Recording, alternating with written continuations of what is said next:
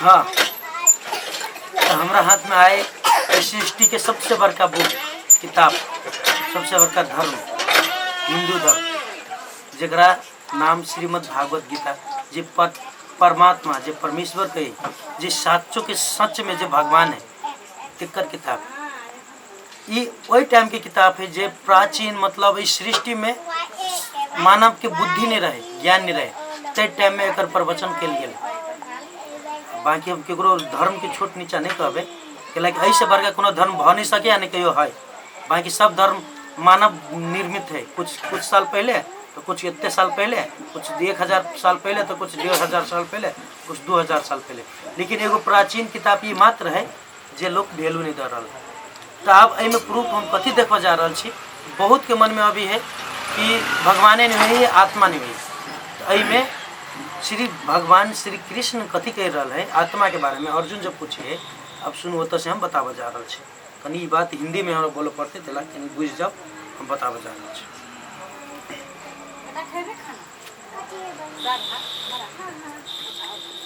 श्री भगवान ने कहा, तुम पांडित्यपूर्ण वचन कहते हुए उनके लिए शोक कर रहे हो जो शोक करने योग्य नहीं है।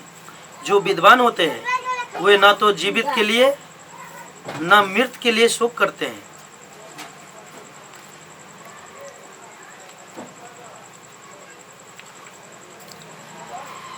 ऐसा कभी ना हुआ कि मैं न रहा हूं या तुम न रहे हो, अथवा ये समस्त राजा न रहे हो, और न ऐसा है कि भविष्य में हम लोग ना रहेंगे।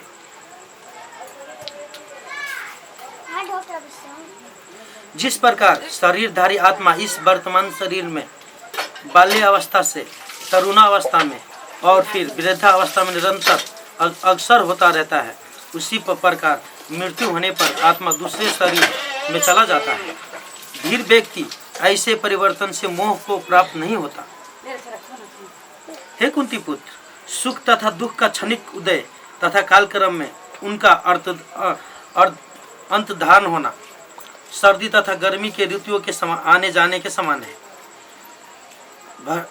हे भरतवंशी, वह इंद्रिय बोध से उत्पन्न होते हैं और मनुष्य को चाहिए कि अवलिचित भाव से उनको सहन करना सीखे।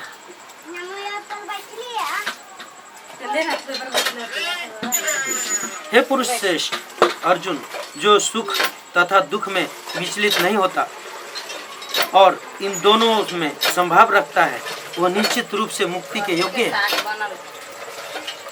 तब दर्शियों ने यह निष्कर्ष निकाला है कि असत भौतिक शरीर का तो कोई चिरस्थायी नहीं है, किंतु सत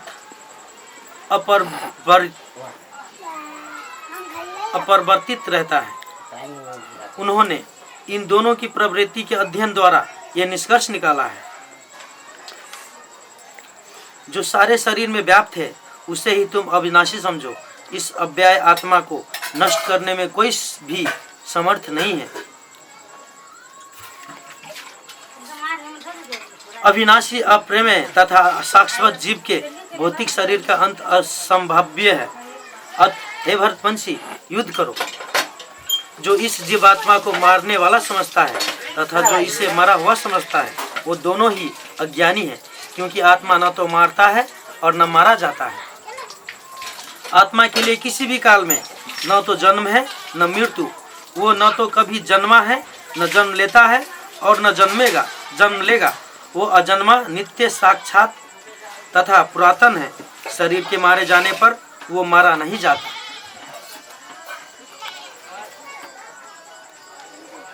हे पार्थ, जो व्यक्ति यह जानता है कि आत्मा अविनाशी, अजन्मा, साक्षात तथा अव्यय है, वो भला किसी को कैसे मार सकता है या मरवा सकता है।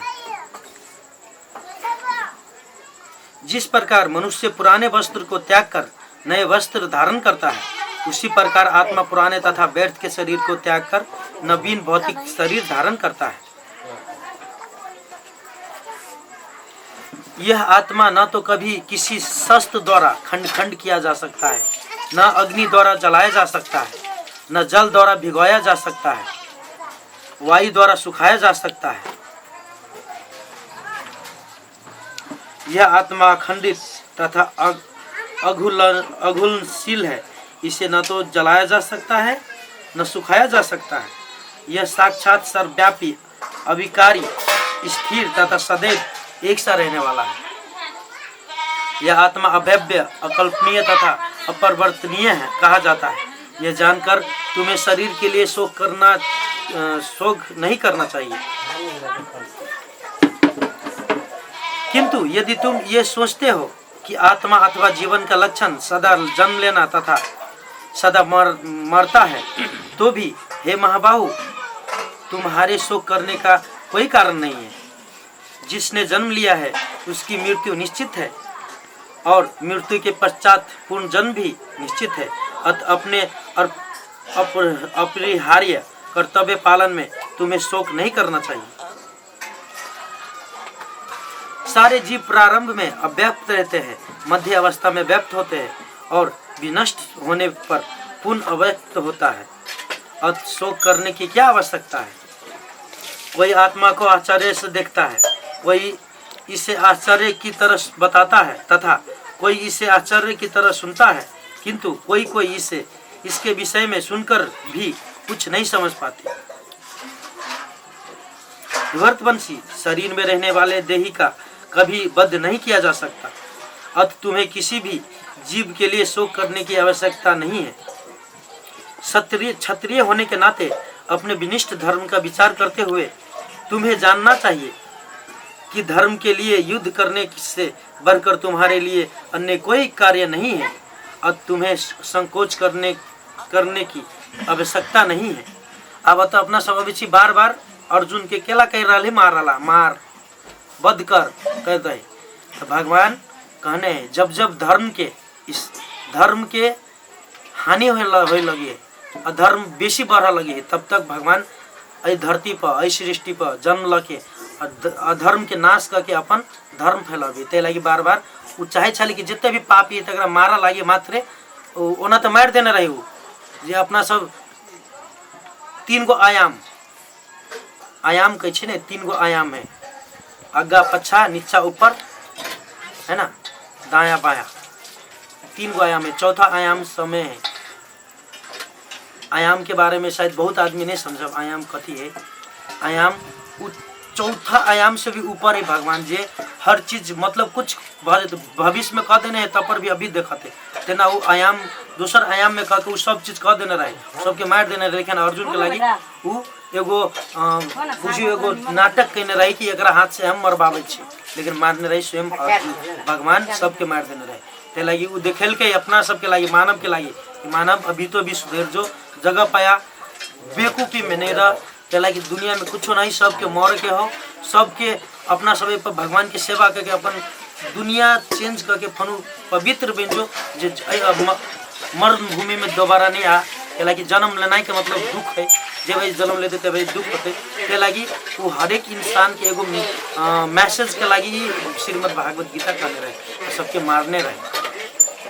बार बार बहुत के मन में करे कि भगवान इतने बुद्धि तो क्या मारा लगे, पापी को कहियो भी कहीं मारा लगे। बस इतने कहे और बात बाद में। जय श्री कृष्ण।